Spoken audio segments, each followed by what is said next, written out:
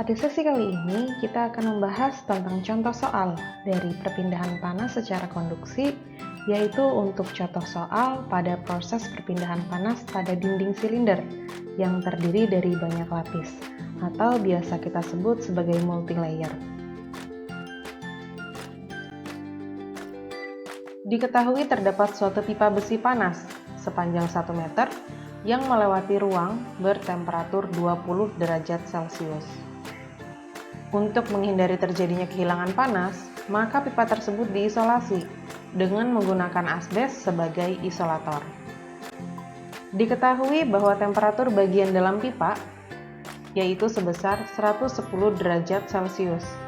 Pipa tersebut memiliki diameter dalam sebesar 5 cm dengan ketebalan yaitu 1,5 cm. Sedangkan untuk ketebalan asbes sendiri yang digunakan untuk menutupi pipa adalah sebesar 2 cm. Nilai konduktivitas termal atau konduktivitas panas dari pipa besi dan asbes secara berturut-turut adalah 12 watt per meter derajat Celcius, ini untuk pipa besi, kemudian 0,05 watt per meter derajat Celcius itu adalah konduktivitas panas untuk asbes. Selanjutnya, dari persoalan ini kita diminta untuk menentukan dua hal. Yang pertama, kita diminta untuk menentukan nilai dan arah dari laju perpindahan panas yang terjadi. Kemudian di sini diminta juga bandingkan hasil antara penggunaan dua persamaan hambatan perpindahan panas. Karena diketahui rumus dari hambatan perpindahan panas atau air silinder ini dapat diselesaikan dengan menggunakan dua persamaan. Kemudian kita diminta untuk membandingkan dengan menggunakan dua persamaan ini apakah hasil dari nilai dan arah laju perpindahan panasnya sama atau tidak. Itu yang pertama. Kemudian yang kedua, kita diminta untuk mencari temperatur antarmuka antara pipa besi dan asbes. Jadi di antara kedua lapisan tersebut kita diminta mencari temperaturnya itu berapa. Di sini juga kita diminta membandingkan hasil antara penggunaan dua pendekatan lapisan silinder. Maksudnya apa? Pertama, kita meninjau temperatur antarmuka ketika kita membahas tentang pipa besi atau kita meninjau tentang pipa besinya. Kemudian pendekatan yang kedua adalah kita mencari temperatur antarmuka di mana kita meninjau lapisan asbes. Hasilnya dibandingkan, kemudian dilihat bagaimana hasilnya, apakah nilai dari temperatur antarmuka tersebut sama atau berbeda.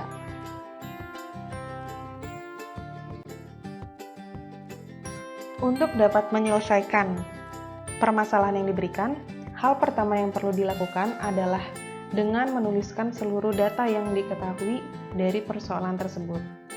Di sini sudah saya tuliskan variabel-variabel apa saja yang telah diketahui di soal. Di sini juga sudah saya buatkan diagram untuk mengilustrasikan bagaimana bentuk dari lapisan silinder yang ada pada persoalan. Yang berwarna biru ini adalah lapisan terluar dari silinder, yaitu asbes. Sementara yang berwarna kuning itu adalah pipa besi. Sedangkan yang berwarna abu itu adalah bagian terdalam dari pipa besi yang kosong. Selanjutnya kita menyebutkan lapisan asbes ini sebagai lapisan kedua, sementara untuk pipa besi kita sebut sebagai lapisan pertama. Selanjutnya kita kembali lagi kepada data yang diketahui. Data pertama yang diketahui adalah L, yaitu panjang dari pipa besi. Panjang pipa besi ini sama dengan panjang dari ruangan yang dilewati, yang diketahui sebesar 1 meter. Kemudian diketahui juga data T0. T0 adalah temperatur di bagian dalam pipa besi, yang besarnya 110 derajat Celcius. Kalau kita gambarkan di sini, T0 adalah temperatur di bagian dalam pipa besi. Kemudian T2. Diketahui T2 itu adalah temperatur di bagian ruangan yang dilewati, yaitu sebesar 20 derajat Celcius. Kalau pada gambar ini, T2 ini adalah temperatur terluar dari lapisan asbes yang ditinjau, yaitu T2. Selanjutnya juga ada data D0. D0 adalah diameter bagian dalam dari pipa besi yang besarnya yaitu 5 cm sama dengan 0,05 meter. Di sini kita perlu mengkonversi seluruh satuan dalam satuan SI karena kita akan melakukan perhitungan keseluruhannya dalam satuan SI. Kalau kita gambarkan, D0 ini adalah sebagai berikut. Kemudian selanjutnya diketahui pula data E1. E1 adalah ketebalan dari pipa besi yang nilainya sebesar 1,5 cm atau sama dengan 0,015 meter. Ini adalah E1.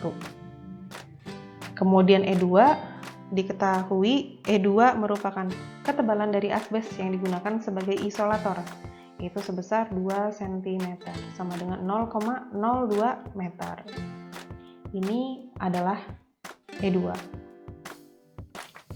Kemudian selanjutnya diketahui pula nilai konduktivitas termal dari lapisan pertama, yaitu dari pipa besi, yang nilainya adalah sebesar 12 watt per meter derajat Celcius. Sementara untuk nilai konduktivitas termal dari asbes itu sebesar 0,05 watt per meter derajat Celcius.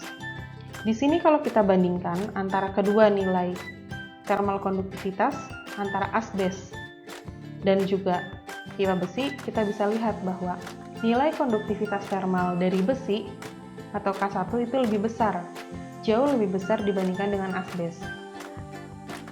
Hal ini mengindikasikan bahwa pipa besi merupakan material yang dapat menghantarkan panas dengan baik atau kita sebut sebagai konduktor yang baik.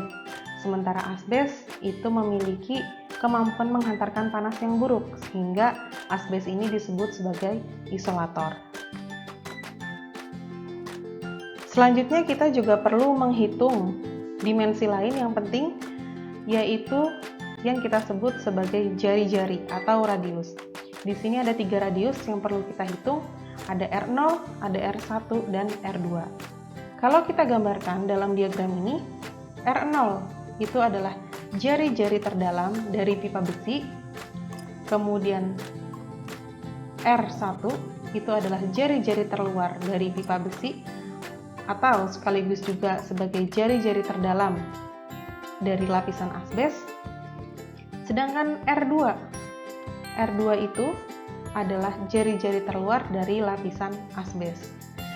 Nah, di sini kita perlu cari nilai masing-masing dari radius ini. Berdasarkan data yang diketahui di soal, kita bisa peroleh ternyata R0 itu adalah D0 dibagi 2. Karena diketahui nilai D0 sebesar 0,05, kita bagi 2, sehingga kita peroleh nilai R0 yaitu sebesar 0,025 meter. Kemudian selanjutnya kita perlu mencari nilai R1. R1 kalau kita lihat merupakan penjumlahan antara R0 ditambah dengan ketebalan dari pipa besi, yaitu E1. Sehingga kita peroleh 0,025 ditambah dengan 0,015, sehingga R1 adalah 0,04 meter. Selanjutnya untuk R2, kalau dari diagram ini kita bisa lihat R2 merupakan penjumlahan antara R1 ditambah dengan ketebalan dari asbes atau E2, sehingga kita bisa tuliskan 0,04 ditambah dengan E2. Di sini kita lihat E2 itu sebesar 0,02 meter. Sehingga kita peroleh nilai dari radius 2 atau jari-jari terluar dari asbes adalah sebesar 0,06 meter. Ini semua adalah data-data yang perlu kita ketahui untuk dapat menyelesaikan permasalahan yang diberikan dalam masalah ini. Untuk dapat menyelesaikan pertanyaan pertama, terdapat 2 langkah yang perlu dilakukan. Yang pertama adalah kita perlu menghitung nilai hambatan perpindahan panas pada dinding silinder, atau kita lambangkan hambatan perpindahan panas tersebut dengan R silinder. Di sini terdapat dua persamaan atau dua pendekatan yang dapat digunakan untuk menentukan nilai hambatan perpindahan panas. Untuk rumus yang pertama, yaitu R silinder sama dengan ln dari RI dibagi RI min 1 dibagi dengan 2Pi dikali L dikali KI. Nah, untuk mengingat kembali apa yang dimaksud dengan RI dan RI min 1, jadi ketika kita memiliki suatu silinder, di sini saya gambarkan dengan daerah yang diberi arsir warna merah, maka RI adalah jari-jari terluar dari dinding silinder yang sedang ditinjau. Itu adalah RI. Sementara RI-1 adalah jari-jari bagian dalam dari dinding silinder yang sedang ditinjau. Lalu KI, KI adalah nilai konduktivitas termal dari dinding silinder tersebut. Itu adalah pengertian dari RI, RI-1 dan KI. Kemudian selanjutnya, untuk pendekatan yang kedua, agar dapat memperoleh nilai dari hambatan perpindahan panas, mula-mula kita perlu mencari terlebih dahulu nilai dari ALM atau luas area logaritmik yang dapat dicari dengan menggunakan rumus AI dikurangi AI min 1 dibagi dengan ln dari AI dibagi dengan AI min 1. Nah, di sini AI merupakan luas dinding dari silinder bagian terluar. Sementara AI-1 adalah luas dinding silinder di bagian dalam. Nah, setelah diperoleh nilai ALM, selanjutnya kita perlu mensubstitusikan nilai ALM ini ke dalam rumus R silinder, yaitu R silinder sama dengan EI dibagi dengan KI dikali dengan ALM I. Nah, untuk EI sendiri, EI adalah ketebalan dari dinding silinder yang sedang ditinjau. Ini adalah EI. Sehingga kita bisa tuliskan bahwa EI sama dengan jari-jari terluar dari dinding silinder dikurangi dengan jari-jari terdalamnya. Nah, itu adalah tahap yang pertama. Kemudian, selanjutnya setelah diperoleh nilai R silinder, maka kita perlu menghitung laju perpindahan panas pada dinding silinder atau QE. Di sini laju perpindahan panas dihitung dengan mensubstitusikan nilai dari hambatan perpindahan panas pada persamaan Fourier equation khusus untuk dinding silinder. Atau kita tuliskan QE sama dengan delta T dibagi dengan R silinder.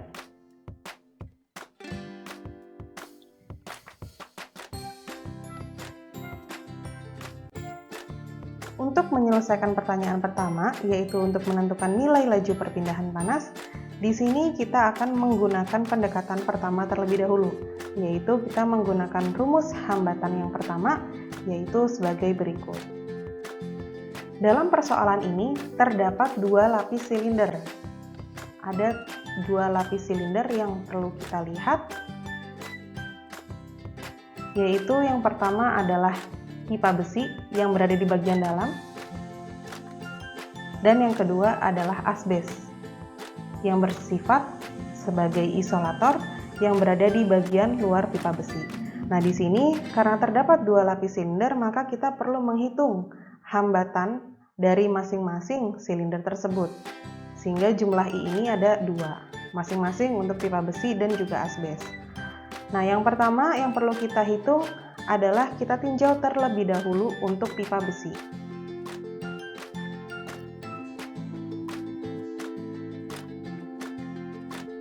Untuk pipa besi, kita tuliskan R silinder 1 sama dengan ln R1 per R0 dibagi dengan 2Pi dikali dengan L dikali dengan K1. Kemudian kita substitusikan nilai atau data yang diketahui di soal, maka kita peroleh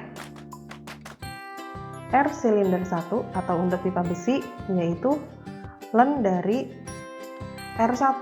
R1 adalah 0,04 dibagi dengan R0 yaitu 0,025 dibagi dengan 2pi dikali L.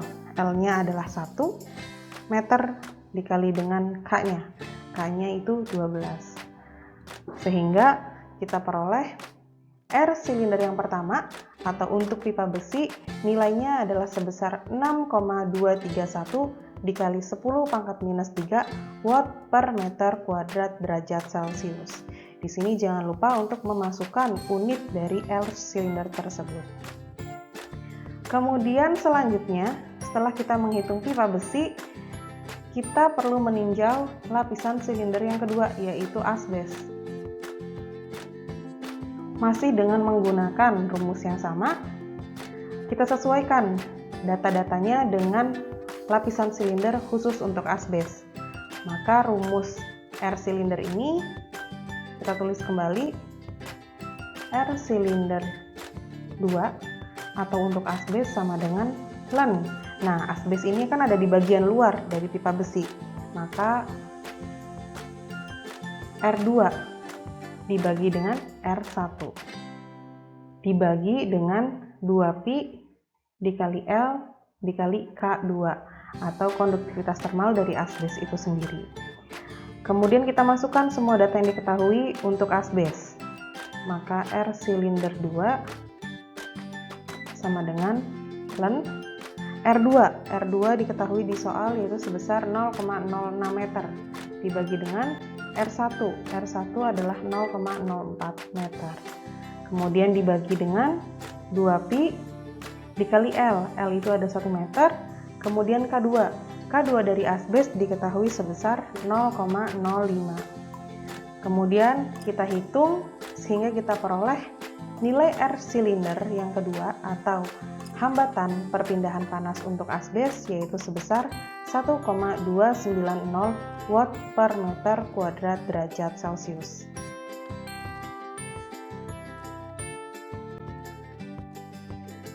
Berdasarkan perhitungan yang telah dilakukan, sekarang kita telah memperoleh dua nilai hambatan perpindahan panas, yaitu nilai hambatan perpindahan panas pada pipa besi dan juga nilai hambatan perpindahan panas pada asbes. Kita tuliskan nilai yang kita peroleh bahwa R silinder 1 atau nilai hambatan perpindahan panas pada pipa besi adalah sebesar 6,231 dikali 10 pangkat minus 3 watt per meter kuadrat derajat Celcius. Sementara untuk nilai hambatan perpindahan panas yang kedua yaitu pada asbes adalah R silinder 2 yaitu sebesar 1,290 watt per meter kuadrat derajat Celcius. Ini adalah dua nilai hambatan perpindahan panas. Selanjutnya kita tinjau bagaimana geometri yang ada, bahwa di bagian terdalam itu ada besi dan di bagian terluar itu ada asbes. Nah, untuk besi, lapisan ini memiliki nilai hambatan perpindahan panas yaitu R1 dan untuk asbes nilainya adalah R2. Sekarang kita tinjau terlebih dahulu persamaan yang akan digunakan untuk menghitung laju perpindahan panas pada dinding silinder, yaitu persamaan ini. Dalam persamaan ini bisa kita lihat terdapat dua temperatur yang digunakan, yaitu Ti-1 dan Tn. Untuk Ti-1 sendiri itu apa? Ti-1 ini adalah temperatur terdalam dari lapisan silinder. Di sini kalau kita lihat, berarti temperatur terdalam dari lapisan silinder yang ditinjau adalah temperatur di bagian dalam besi, yaitu T0. Sementara Tn itu adalah temperatur terluar dari lapisan silinder. Pada kasus ini, Tn itu adalah temperatur terluar dari lapisan asbes, yaitu T2. Selanjutnya, kita substitusikan nilai R dan juga nilai T yang telah diketahui ke dalam persamaan berikut untuk dapat menghitung laju perpindahan panas yang terjadi pada dinding silinder. Kita tuliskan ulang persamaan ini dengan menggunakan data-data yang diketahui. Maka Q sama dengan T0 dikurangi T2 dibagi dengan jumlah dari nilai hambatan perpindahan panas, yaitu dari nilai hambatan pipa besi ditambah dengan nilai hambatan dari asbes. Kita substitusikan nilainya, yaitu T0 sebesar 110 derajat Celcius ditambah dengan T2, yaitu 20 derajat Celcius. Sementara nilai R-nya adalah R1 sebesar 6,231 dikali 10 pangkat minus 3 ditambah dengan R2. R2 itu sebesar 1,290. Kemudian kita hitung sehingga kita peroleh nilai laju perpindahan panas yang terjadi pada dinding silinder yang terdiri dari dua lapis, yaitu besi dan juga asbes, adalah 69,426 watt. Ini adalah nilai laju perpindahan panas yang terjadi.